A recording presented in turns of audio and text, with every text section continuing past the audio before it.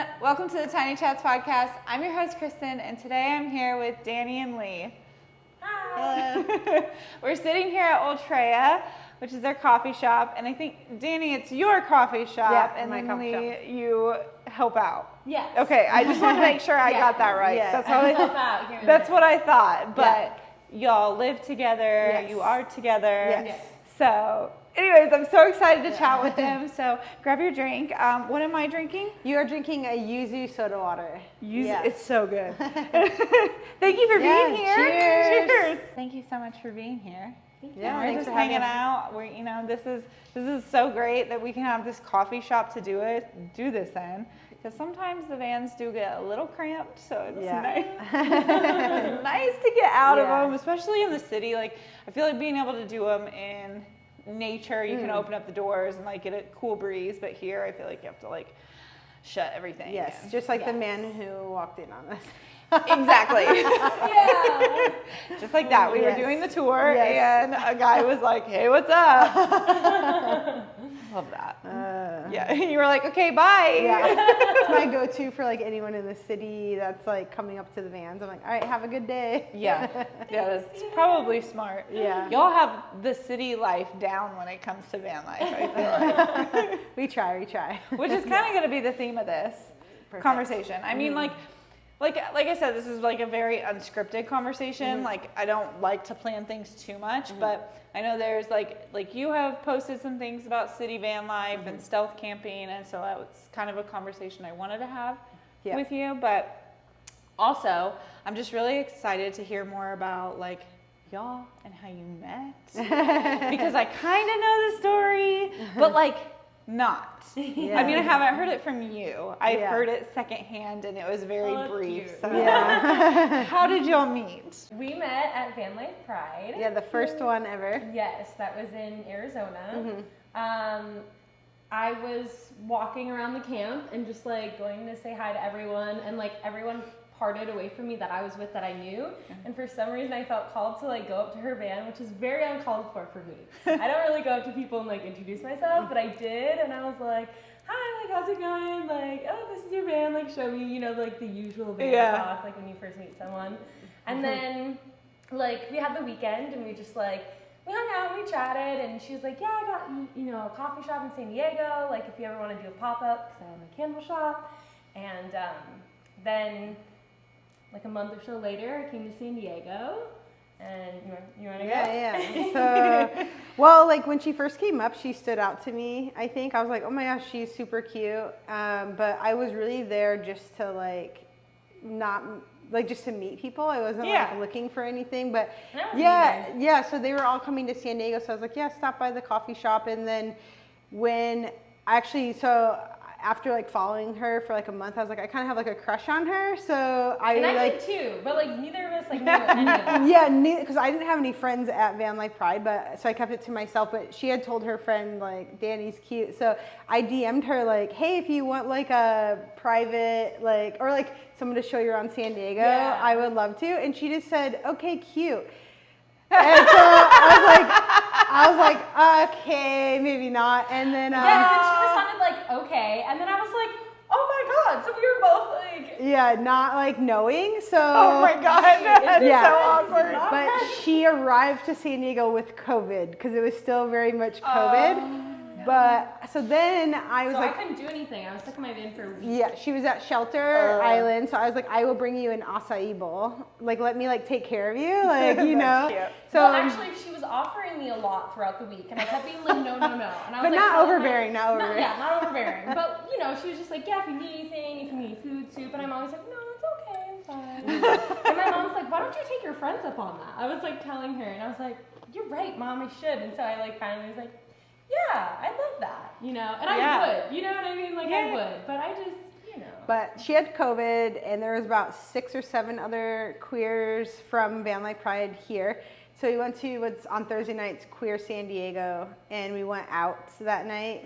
And Lee had COVID, so she wasn't there. So everyone was talking about their like crushes. And so I was like listening to them, and they're a little bit like younger than me. So I was like, okay, like they're cute little crushes. And then it came to me, and I was like, well, I like kind of have a crush on Lee, but it's so sad she couldn't come out. She has COVID, and our friend Silver and another friend like screamed, and she was like, oh my God. And then they were like, should we tell her? Should we tell her? Should we tell her? And then they were like, she has a crush on you too, but you have to like DM her, like you have to like make the move. Be the one to make the move because I wasn't going to be the one to make Oh the move. Yeah, my gosh. so finally COVID was over, and then My yeah, friends told me, and so like we both like knew that we knew. yeah, But then it right, was like like, that, so it was like, yeah. so it was like, okay, we're good. We're both good. but it sounds immature, but it wasn't. It Yeah. happened like pretty quickly Yeah. and very it sounds like, like maybe like being like kids when you like hear Yeah, your it friend was like, just- someone. yeah, But like it was so cute, and it just Yeah. happened the way it did. And yeah. So my friend was asking, like Lee was in my van, and our other friend Miranda was like, yeah, like how do you even like ask someone out on a date? And I, a girl specifically. Yeah, She's girl on trying a to ask date. a girl So on I a was date. like- She's like, how do you even yeah. do that? Oh no. so I was like, this And is I my was sitting there. Yeah, so it was like my perfect opportunity. So I like turned to Lee and I was like, would you like to go to dinner sometime this week? And that's how I like asked her And on I a was like, date. oh my god, yeah. I love that. Yeah, so that's kind of how it started. And then I feel like we We went like, on our first date and like that just kept going. It never ended. yeah. But it was weird because I was like, she's gonna be leaving San Diego and all these things. I feel like we built a really good friendship too, and we hung out with so many people, and like, so that was really nice. Like, I kind of like, yeah, like was like she's probably gonna leave, so like I don't really know how this is gonna go. And I was planning to just be here for like a couple weeks, and then I was gonna go up the coast. And then I was kind of like, well, I really like her. Like, I have like, there's no reason I need to go up the coast. I just want to go up the coast. Yeah. But like, I can put that on hold. Right. And so and at that point in time in my life, I was very much so like, I'm just open to whatever life brings me. And like, Yeah. we met, and it was like so organically and just like so beautiful how then we connected. Because I mean, I feel like we can all relate as humans. Sometimes it's hard to connect with people, and then like emotionally and romantically and all the things. And so I was just like, why would I leave this? And so I decided to stay. Yeah. And I asked her to be my girlfriend. Yeah, she asked me. I know. that. Isn't that cute? That is so cute. So yeah, I feel like instead of you hauling, she moved her business into my business. No, First. literally. Yeah. I was like, set your candle shop up. And I was like, are you in sure? here. That's why there's so many candles. They're Yeah. your candles. Yes. I was just over there admiring how cute they were. Yeah. Thank you. Oh my gosh, I love that. Yeah. So where do you make them? Here? Yeah, so I Okay. make them here in the back room. I have my whole little like candle studio, and then she's got like her whole coffee roaster and everything. Oh my gosh, I love that. It's a good way to like give her like you know like keep her around San Diego if she wanted to stay Yeah. is like Like, a well, I little have a place for you to make stuff yeah if you because want. like yeah having a small business on the road you need to figure that out, so it kind of that also like happened organically, so I Yeah. feel like that was good. Yeah. But yeah, that's how we met. I love that so much. Yeah. Same. It's like another version of you hauling. And Yeah. we kind of talked about this earlier and we joked, but kind of van hauled. Yeah. Sort of. But it totally. took some time. Yeah. So what happened with that?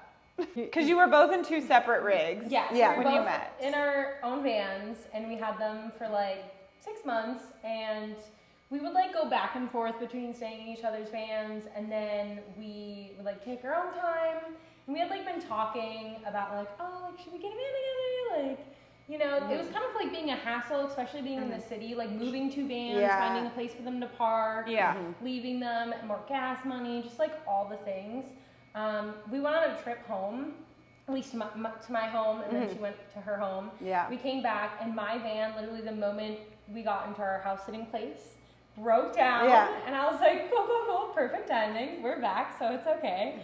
And then it needed a lot of work, and then her van also. Like a had week some work. later, my transmission went out in the engine. So it was like, okay, we're two full-time van lifers with two vans that need extensive, work, like probably 10 grand between the two. So we're like, do we put our money into it, or do we want to get something Yeah. together first? You know. Yeah. And I Yeah. feel like the biggest thing like about having our own vans, I mean, it's great to have your independence and time alone and stuff like that, but it was hard too not having all of your stuff in your space and being in someone else's space.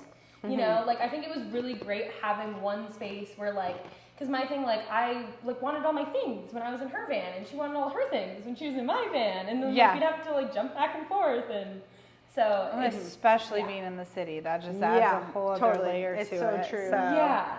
So I guess 9 months into dating, we van hauled, and now we're going to be adding a car in to help with. That'll be the really issue, nice. so, being in the city. Yes. Yeah. It is a whole different game doing city van life versus like a blend. Full time. Yeah, definitely. Yeah. Well, and it's great to like sometimes have your van and your house on you all the time, right? You can be in a parking lot, you can have everything you need. You can go to the bathroom whenever you need, you can cook. I'm nervous transitioning into a car to go run errands and be like, I have to. But I think it's gonna be really nice because it's also a lot to always like bring your whole house with you when you're trying to just run errands. Totally. The other day I was hungry and I just like didn't want to stop because I was like, well, now I have to find a parking spot and like, oh my God, I feel that so much. So much. I'm so excited for my girlfriend to come and her to have a car, and I'm like, this is gonna be great. Like, babe, just go get that. Definitely, perfect. I love that. Just like hop in and run around. Yeah, seriously. Well, even like we were talking about when we get to Yosemite, there's a great campground, like BLM land right outside of the entrance, and which I'm sure you're familiar with it. Yeah. What is it? Goats Meadow Trip. Anyways, that area, I was like, we can park the van and then we can take the car in. So It'll save so much. On the flip side, though, then I got to thinking about it, and I was like, but we have 2 dogs, so probably will have to take the van. You're gonna want the van. Yeah. Especially if we want to be in the park all day. Oh yeah, for sure. So sometimes you'll it'll figure work it out. Yeah, you'll figure it out. But But if we have people with us that are staying back at the campground and they can like check on the dogs, then that works perfect. Definitely, So I love that. Yeah, I know I just like even the gas cost is gonna be so nice. Definitely. So I think her car averages like, what'd she say, like 38 highway? Oh my You're gonna be Mine's cruising. 14. That's like pocket change, right? Filling that thing up is like, oh, I do this in an hour in the van. Yeah, seriously, it's $100 right now for me to fill up. And especially in the city. Oh my God, it felt like a knife went through my chest when I saw like miles to E, my first fill up when I was in the city, and it was like 250, and I was like, oh my gosh. Normally I'm at like close to 400 to but being in Hopefully the city. you have a Costco card? I do, but I mean the Costco is so far inland. It's probably not too bad from here. Well, so we actually have a good setup because it's like on the way to here, you know? So like it's just an exit off. So it's very nice that like, and there's one like before and after. Mission Valley. So it like doesn't matter where we're at. Usually we can like go and stop and one. Oh, that's nice. Yeah. But I feel you, city gas definitely. A lot more. I don't think I knew about the one that was that close then, because I literally filled up right before I came here. So that sucks. Costco. We got all the San Dang it. Diego. We got we'll give you guys all the info. I need that. So speaking of being in San Diego and being in the city so much, so something that I've definitely experienced being here in San Diego this time around versus I think the last time I was here was 2 years ago, is everything seems stricter. Like even daytime use feels so much more difficult and just kind of like unwelcoming in a way. But anyways, I know that we've kind of had some conversations about like being more like stealthy and what that looks like. And so I kind of just wanted to like talk about that, like how to do van life in a more stealth way that is also not hurting people who are like y'all, who actually live in the city, have a business here, but you live in your vehicle. You know, like what does that look like to do things like a little bit better? Well, I think the thing that I noticed the most is a couple things is like not camping out in a parking lot for like weeks or months at a time and like never leaving, and basically setting up camp like in a public parking lot, especially in San Diego where a lot of those lots are like big tourist areas where it's going to be really noticeable. So I think like definitely using the parking lot during the day. Like for example, if we're talking about Shelter Island, there's a lower lot where you can kind of hang out during those hours and really respecting it. If it says, 7 a.m. to 10 p.m., like move your vehicle, 9:58 or something, and not overstaying your welcome. And then, it's not really a parking lot to set your grill up and your camping chairs. You can have your slider open. So I think like we can't treat parking lots like it's BLM land. And or like a campground. A campground, yes. So like it is a parking lot. It is a parking lot, and I think so people notice that. And also in San Diego's always had really strict rules about like drinking at the beach and in parking lots. So like not drinking beers and smoking like fat blunts in the parking lot. I'm not saying that's like van lifers, but they're, you're in a city, so obviously we don't make the rules, but we need to like at least try to abide by them. Also, you can like stealth park in, neighborhoods is fine, but I think the rule is always, arrive like later and leave early. So like my rule is always like 9:30 or 10 p.m. and leave by 7 a.m. And never parking directly in front of someone's house. Trying like a to gate or bushes. We bushes. try like a long line of bushes, that's what I like do, a big fence, and also not opening up and setting up camp once again. So I see like that being the issue with a lot of people. I'll use an example is my friend lives in a very touristy area, and I used to park in front of her house and I would babysit her kids or I would stay over there. Well, another van lifer across the street, he would like empty all the contents of his van on the street, and then he would like build his van on the street. So I politely was like, hey, like, you're gonna kind of blow the spot up. Neighborhoods are gonna, like you shouldn't build your van on the street. And sure enough, like the next night I got a knock from the neighbor or from the police because the neighbor called like for a vehicle dwelling.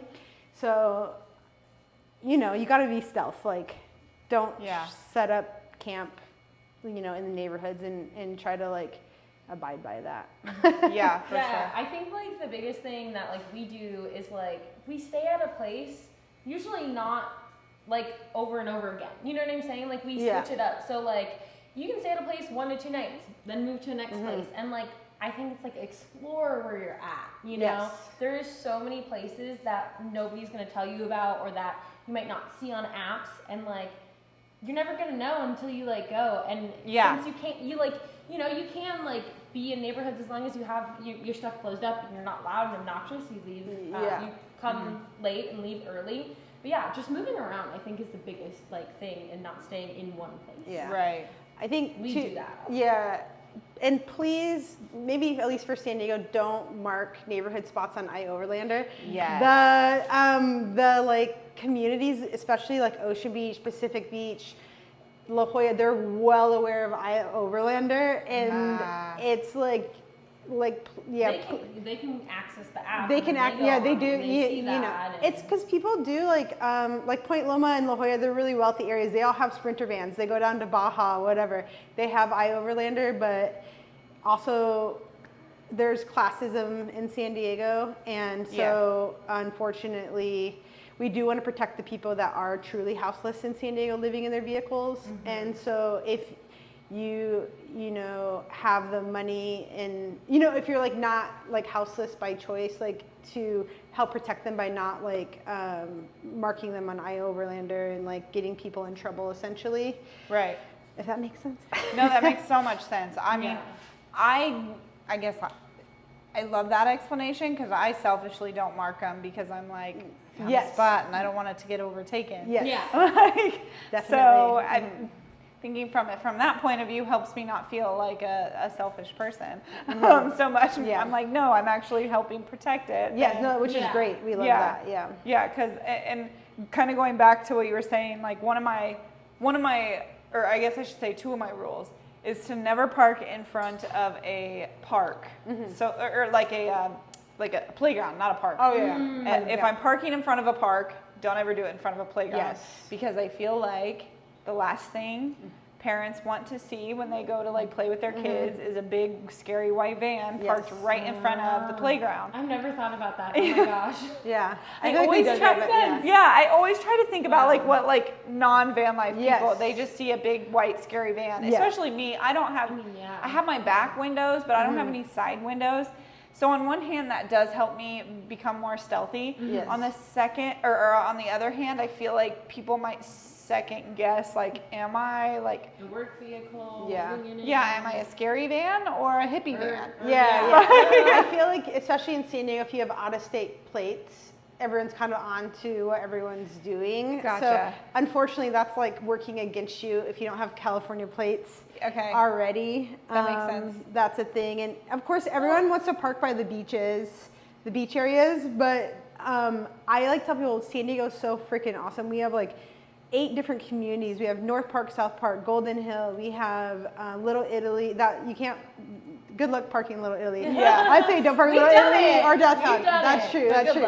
But Point Loma, like, there's a lot of non-coastal areas too. It's like go explore for a day or two in North Park and like see what North Park has to offer, and like because you can park in the neighborhoods doing that or find different areas and like work your way around. But if you're staying in the same place, like that's when people see the patterns too.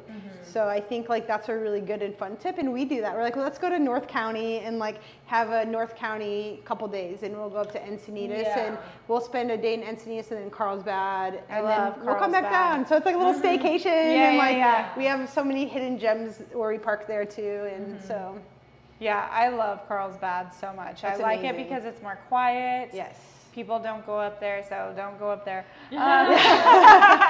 But there's not as much to do there, and I do feel like the beaches are more strict in the fact that like dogs aren't allowed, and so I think that deters a lot of van life people. But I like how like quiet it feels, and I do feel like when I'm there, I only see in the area that I typically park in maybe 1 or 2 other vehicles. So I'm like, this is my little hidden gem. That's why I'm not saying exactly where I park. I think like not blowing spots up, even like big parking lots, is so good. Like keep them for yourself or whatever, find them. You don't know how someone else is going to act in your spot and ruin it for you. And that's like, you know, I think in San Diego specifically, with a lot of people being like, come to San Diego and park in these parking lots, drew a lot of people in who didn't respect the spaces. And so it's like, we don't really need to like, you know. And even respecting the space, there's just like so many people there, right? So it just adds up, like to the neighborhood, to the community that lives there. It just adds up, you know what I mean?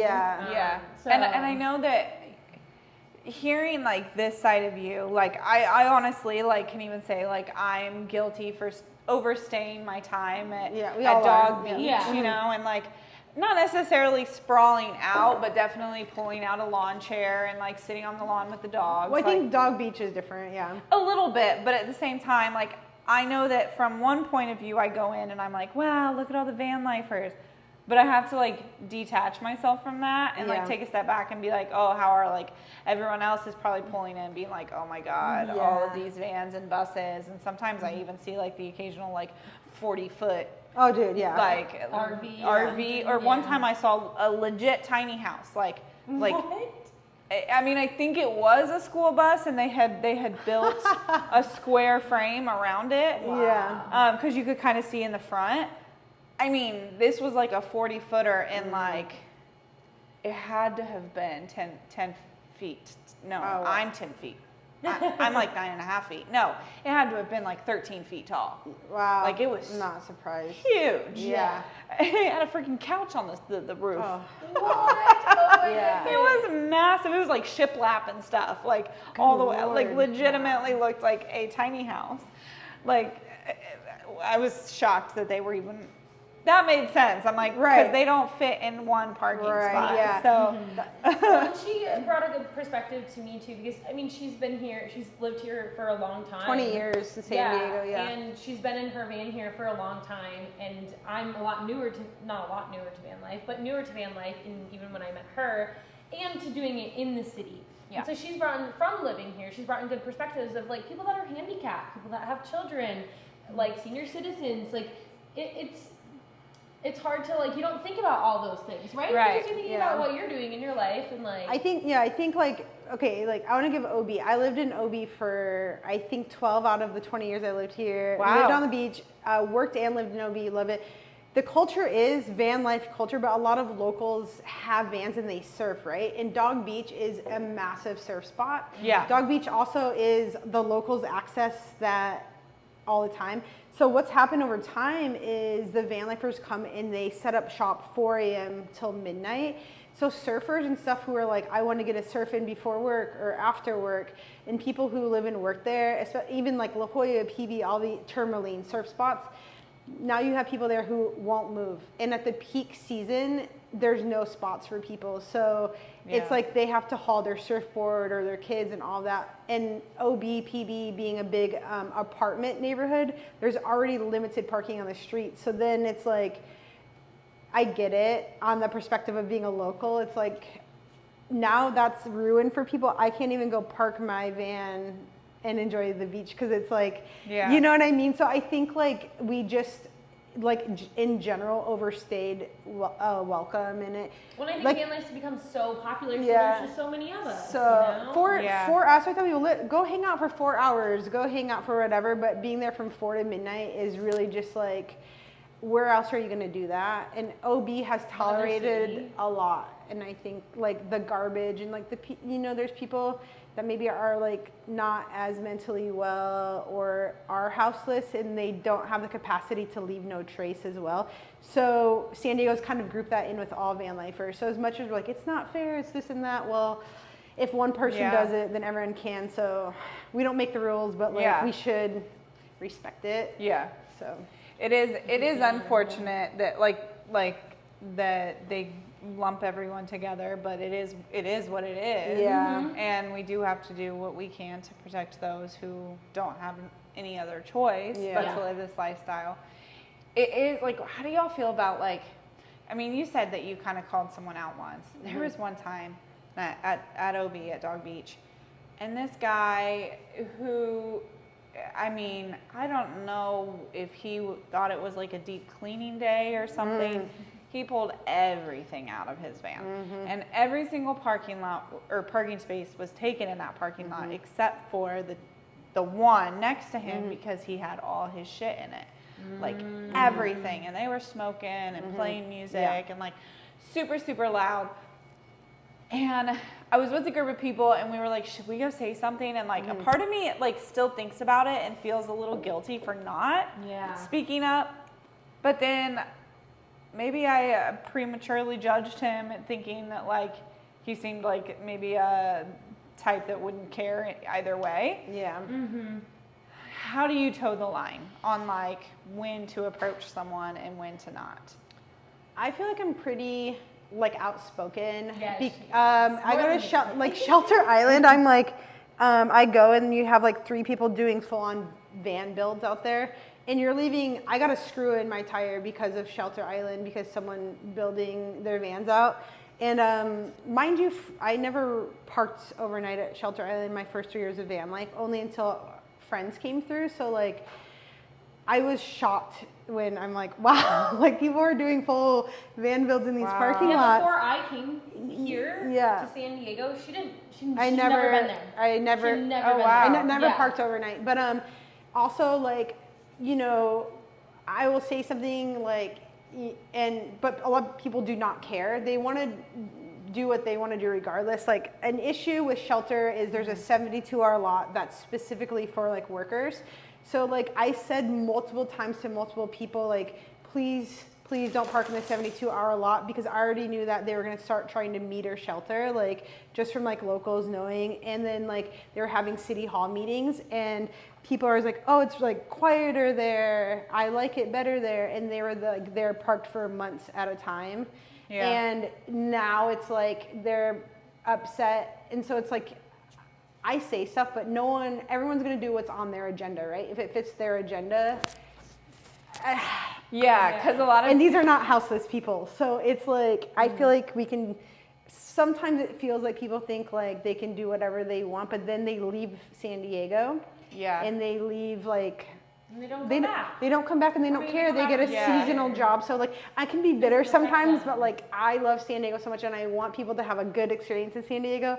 So it's so frustrating because when I go to other towns and cities, because we do travel a lot, we don't do those types of things. I could never imagine going somewhere and living in a parking lot for 2 months in San Diego and never leaving and then like, you know, like moving on. Yeah. I don't know. Yeah. And I guess that kind of like calls into, I don't know if question's the right word, but it just brings another aspect of leave no trace that like extends past that, like the trail and past being out in nature, where it's like you can also follow leave no trace principles being in the city, where not even just like physically leaving trash, but like when you leave, did your presence leave a trace in that city? Yes. Or not? Yeah.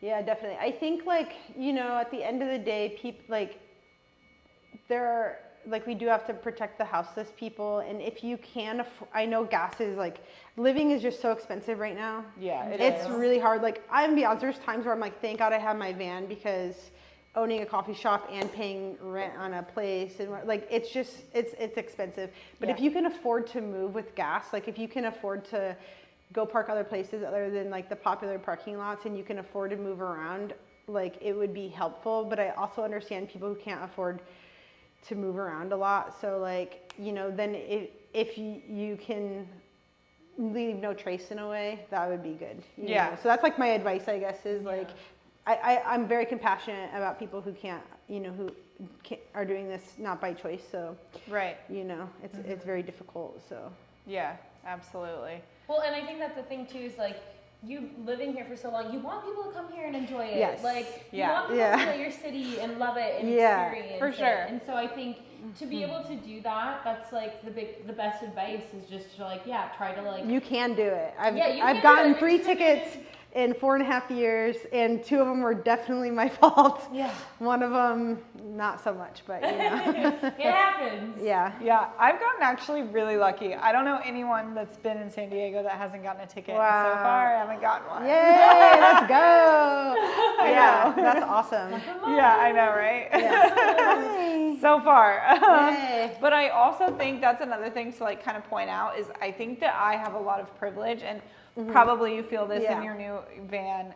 Being in a white, clean looking van, cargo van that doesn't scream, I'm living in here. If you know, you know. Yes. Yeah. But it doesn't, mine doesn't like totally scream. I don't have an awning.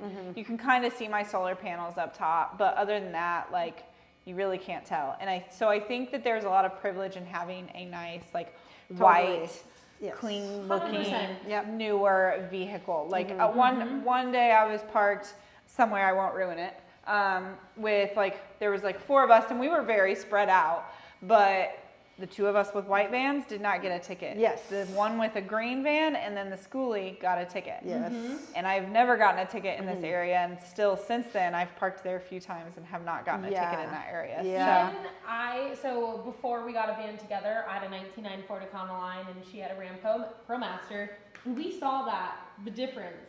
There's definitely Her van was definitely targeted a little more. Yeah, I definitely got tickets or like warnings and stuff like that. I've not even gotten like the San Diego like warning. We've noticed your vehicle. The fake ones from the Dog Beach Surfer. It's from Dog Beach Surfers. Well, there's a neighborhood guy that's been doing it, and he's a local. So he's like, he lives right in front of Dog Beach. So he goes around and puts them on there, like basically threatening that he's put your license plate in, and you know, all of that as a warning to like, you know. But yeah, I mean, hey, you gotta do what you gotta do. It's ridiculous. Get your parking spots, it's so hard to like be a local and a van lifer, because I'm like, oh, like on both sides. I'm like, I constantly am like, yes, no, like, you know, just kind of like trying to advocate on both sides, you know, without like, my friend has like 2 small children, and she goes to the beach all the time. She's like, bro, I can't go to the beach with my kids anymore because I can't park with all the vans, and then, you know, whatever. And like that, like, is sad for me. But then I also, like, am sad for my friends who just want to spend a couple hours at the beach in their van, and they, you know, also don't feel welcome. So Yeah. what a weird world we're living in. It is. But I definitely think there's a lot better education that can go into van lifers understanding city dwelling and being more stealthy. And I think in general, there's a lot of people, like, when they're new to van life, you just don't know. Yeah. So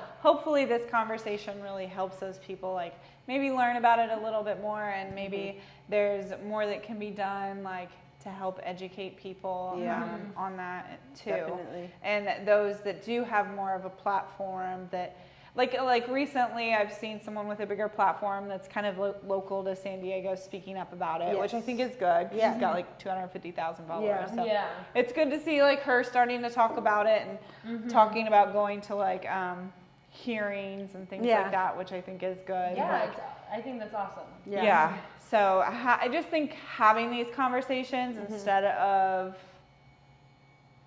I don't want to say playing the victim, but I think a lot of van lifers like only see their point of view Yes. instead of seeing like the other side of the table as well. Yeah. So Yeah, it's like my last thing I will add to it is like I'm a big, like, we try to do community meetups here. I've been lacking, but like once a month on Saturdays, because it gets trashed from a lot of the houseless people and stuff, and Shelter Island and Dog Beach gets really trashed too. And I'm like, y'all organize some cleanups. Like, I could do that, but I have a lot going on. But like, if you're living in that parking lot, like, grab a trash bag and pick up stuff, you know what I mean? Like, be a part of the solution, not part of the problem. And I think like that's a really good way to like live in general, is try to, you know, if there's something that you see, like, try to help, you know, find a solution to it, and not like hinder the progress, or just say, oh, not my problem. I'm totally headed to Bend, Oregon anyways, you know? Right. Yeah. So. No, I think that's a great point to add. Also, speaking of points to add, I realized earlier I said I had 2 like little pieces of advice on where to park, and I only gave one.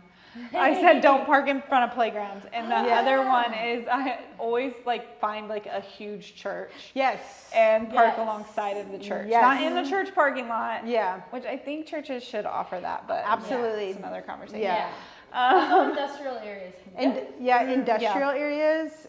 There's a couple of rock climbing gyms around here that have like industrial streets that don't have street sweeping and different things, and that's a really great places to park. And a lot of breweries are in industrial areas too. Oh, nice. I have like my coffee shop is kind of like in between a church and a big parking lot, so there's like no housing right there. So like, you know, it's not affecting businesses and whatever. So if you drive around a little bit, like, we're always scoping spots out. Yeah. You know? yeah. And we do that in other cities too when we go, so we're not parking in front of someone's house and everything. So and I think maybe if people don't know how to go about finding those, something that I have found, especially here in San Diego, is a lot of the weed shops, the marijuana shops are not near the beach. They're more in industrial areas. Yes. So maybe look for those shops and then scope out the streets in those areas. Yes. No, those are really good tips. Even like Target, grocery stores, like stuff like that, you know, there can be like parking not necessarily in a neighborhood. Yeah. That can be good as well. They have like side streets right over Right. there. Like we were actually in a North County area, and I was like super sick that day, so we went and did laundry, so that kept us there for a couple hours. And then we went to Sprouts to get some groceries, so that like kept us there for like another hour. But I was like watching the side street there, because one side was houses, one was businesses. So we're able to park the van on that side street because it wasn't taking up anyone's parking spots. Yeah. And we were like not directly in front of a house, and that was like really nice option. And I like was feeling so sick to like even move the van, but knowing that I was going to be safe and fine, there was no signs or anything. Totally. So, Yeah, that's great. yeah. Just little tips. Yeah, well, hopefully everybody's gotten like some good advice from this. Yes, I hope Some so. takeaways. I don't want to be the van Karen, the San Diego van Karen. I always say I'm a Karen for the outdoors. Yeah. I love it. We love it.